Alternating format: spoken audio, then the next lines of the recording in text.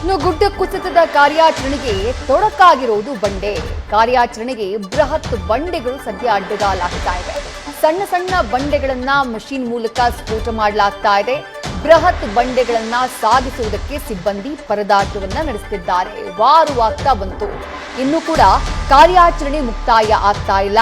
ಒಳಭಾಗದಲ್ಲಿ ಸಿಲುಕಿರಬಹುದಾದಂತಹ ವೆಹಿಕಲ್ಸ್ ಅಥವಾ ಪಾರ್ಥಿವ ಶರೀರ ಅವುಗಳನ್ನ ತೆಗೆಯೋದಕ್ಕೆ ಸಾಧ್ಯ ಆಗ್ತಾ ಇಲ್ಲ. ಯಾಕಂದ್ರೆ ಬಂಡೆ ಕಲ್ಲುಗಳು ಅಡ್ಡ ಬರ್ತಾ ಇವೆ ಮಣ್ಣು ತೆರವಿನ ಕಾರ್ಯಾಚರಣೆಗೆ. ಶಿರೂರಿನಲ್ಲಿ ಕಾರ್ಯಾಚರಣೆ ಮಾಡೋದಕ್ಕೆ ಸಾಕಷ್ಟು ಸಮಸ್ಯೆ ಆಗ್ತಾ ಇದೆ. ಈ ಬಗ್ಗೆ ನಮ್ಮ ಪ್ರತಿನಿಧಿ ಸಂದೀಪ್ ಸಾಗರ್ ಗ್ರೌಂಡ್ ರಿಪೋರ್ಟ್ ನೀಡಿದ್ದಾರೆ, ಬನ್ನಿ ನೋಡೋಣ. ಉತ್ತರ ಕನ್ನಡ ಜಿಲ್ಲೆಯ ಅಂಕೋಲಾ ತಾಲೂಕಿನ ಶಿರೂರಿನಲ್ಲಿ ನಡೆದಂತಹ ಗುಡ್ಡ ಕುಸಿತ ಪ್ರಕರಣಕ್ಕೆ ಸಂಬಂಧಿಸಿದಂತೆ ಗುಡ್ಡದ ಮಣ್ಣನ್ನ ತೆರವು ಮಾಡುವಂತಹ ಕಾರ್ಯಾಚರಣೆ ಚುರುಕಿನಿಂದ ನಡೆದಿದೆ.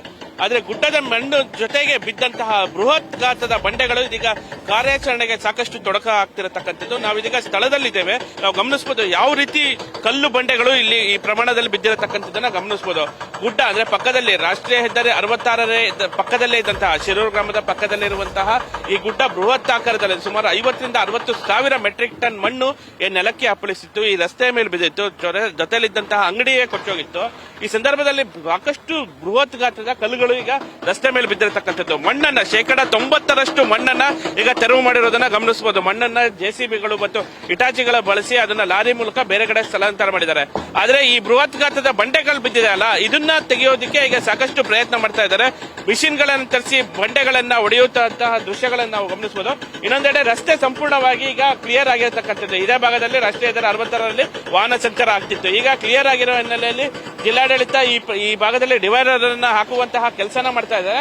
ಆದ್ರೆ ದೊಡ್ಡ ದೊಡ್ಡ ಬಂಡೆಗಳು ಮಾತ್ರ ಇರುವುದನ್ನು ನಾವು ಗಮನಿಸಬಹುದು. ಇದನ್ನ ತೆಗೆಯೋದಕ್ಕೆ ಇನ್ನೂ ಸಾಕಷ್ಟು ಸಮಯ ಆಗುತ್ತೆ. ಇದನ್ನ ಸ್ಫೋಟಿಸಿ ಅಂದ್ರೆ ಸಣ್ಣ ಸಣ್ಣ ಬಂಡೆಗಳನ್ನು ಮಾಡಿ ಸ್ಫೋಟ ಮಾಡಿ ಅದನ್ನು ತೆರವು ಮಾಡುವಂತಹ ಕಾರ್ಯಾಚರಣೆಯನ್ನ ಮಾಡಬೇಕು. ಈ ನಿಟ್ಟಿನಲ್ಲಿ ಆ ಪ್ರದೇಶದಲ್ಲಿ ಈಗ ಸದ್ಯದ ಭಾಗದಲ್ಲಿ ಈಗ ಸದ್ಯಕ್ಕೆ ಏನಂದ್ರೆ ಈ ಪ್ರದೇಶದಲ್ಲಿ ಲಾರಿ ಇತ್ತು ಅನ್ನೋ ನಿಟ್ಟಿನಲ್ಲಿ ಮಣ್ಣನ್ನ ಚುರುಕಿನಿಂದ ತೆಗೆದ್ರು. ಆದ್ರೆ ಈ ಭಾಗದಲ್ಲಿ ಲಾರಿ ಇಲ್ಲ ಅನ್ನುವ ಮಾಹಿತಿ ಈಗ ಲಭ್ಯ ಆಗಿರುವ ಹಿನ್ನೆಲೆಯಲ್ಲಿ ಆ ಭಾಗದಲ್ಲಿ ಬ್ಯಾರಿಗೇಟ್ ಗಳನ್ನ ಇಟ್ಟು ಈ ನಂತರದ ಅಂದ್ರೆ ಈ ನೆಕ್ಸ್ಟ್ ಹಂತದ ಕಾರ್ಯಾಚರಣೆಯಲ್ಲಿ ಈ ದೊಡ್ಡ ಬಿದ್ದಿರುವಂತಹ ದೊಡ್ಡ ಬಂಡೆಗಳನ್ನ ತೆರವು ಮಾಡುವಂತಹ ಕಾರ್ಯಾಚರಣೆಗೆ ಈಗ ಇಳಿದಿರತಕ್ಕಂಥದ್ದು. ಆದ್ರೆ ಸದ್ಯದ ಮಟ್ಟಿಗೆ ಮಣ್ಣನ್ನ ಸಂಪೂರ್ಣವಾಗಿ ತೆಗೆದಿದ್ದಾರೆ. ಆದ್ರೆ ಈ ಬೃಹತ್ ಗಾತ್ರದ ಬಂಡೆಗಳನ್ನು ತೆಗೆಯೋದಕ್ಕೆ ಮಾತ್ರ ಸಾಕಷ್ಟು ಸಮಸ್ಯೆ ಆಗ್ತಿರೋ ಹಿನ್ನೆಲೆಯಲ್ಲಿ ಇರುವಂತಹ ಒಂದು 2-3 ಮಿಷಿನ್ ಅಂದ್ರೆ ಈ ಇಟಾಚಿಯ ಮಿಷಿನ್ ಗಳನ್ನ ಬಳಸಿ ಇದನ್ನ ಒಡೆದು ಅದನ್ನ ಪಕ್ಕಕ್ಕೆ ಹಾಕುವಂತಹ ಕೆಲಸ ಮಾಡ್ತಿದ್ದಾರೆ. ಆದ್ರೆ ಆ ಬಂಡೆಕಲ್ಲುಗಳನ್ನ ಒಡೆದಂತಹ ಬಂಡೆಕಲ್ಲನ್ನು ಸಾಗಿಸೋದಕ್ಕೆ ಬೇರೆ ವಾಹನಗಳೇ ಬೇಕು.